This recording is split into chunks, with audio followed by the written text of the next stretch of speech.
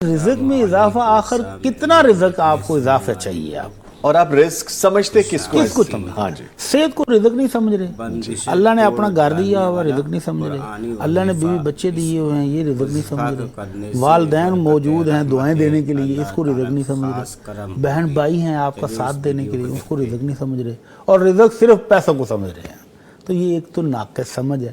یہ ساری اللہ کے رزق ہیں اور ان سب پر اللہ کا شکر ادا کرنا چاہیے جی ٹھیک لیکن اس کے ساتھ ساتھ چلیں رزق میں اضافہ جس چیز میں بھی وہ اضافہ چاہتے ہیں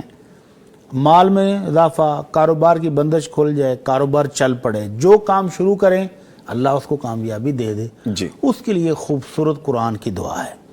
قرآنی دعا کون سی ہے اصحاب کہف ہم سورہ کہف پڑھتے ہیں جمعہ والے دن جی تو اس میں اصحاب کہف کا واقعہ ہے کہ وہ کچھ نوجوان تھے جو اللہ کو خالص اللہ کو ماننے والے جب ان کے ملک کا دشمن ان کے پیچھے ہوا تو وہ ان سے جان بچانے کے لیے ایک پہاڑی غار میں چھپ گئے اب دیکھیں پیچھے دشمن بھی ہے اور آگے غار میں چھپے ہیں تو وہاں پر کوئی کھانے پینے کا سامان بھی نہیں ہے یعنی آگے رستے بھی بند پیچھے دشمن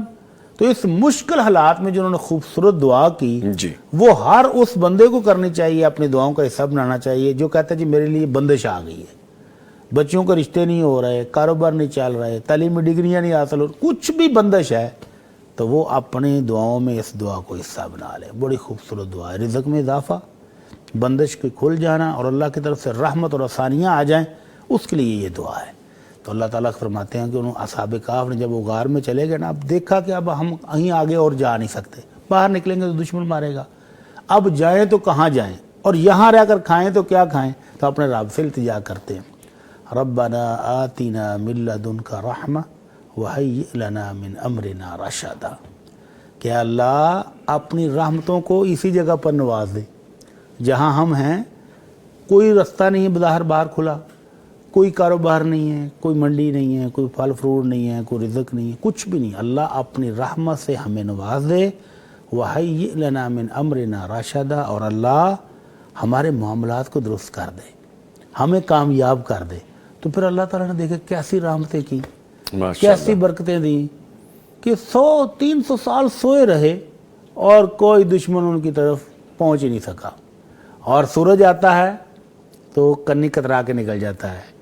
کہ اللہ کے بندوں کو سخت دھوپ بھی نہ لگے روشنی پہنچے لیکن دھوپ بھی نہ لگے اور اللہ نے سلا دیا اتنی گہری نیند سو کے اٹھے ہیں تو پتہ ہی نہیں کتنا سوئے ہیں کوئی کہتا ہے صبح آئے تھے شام ہونے والی کوئی کہتا نہیں عصر کے ٹائم آئے تھے شام ہونے جی اور اتنا طویل عرصہ سوئے ہیں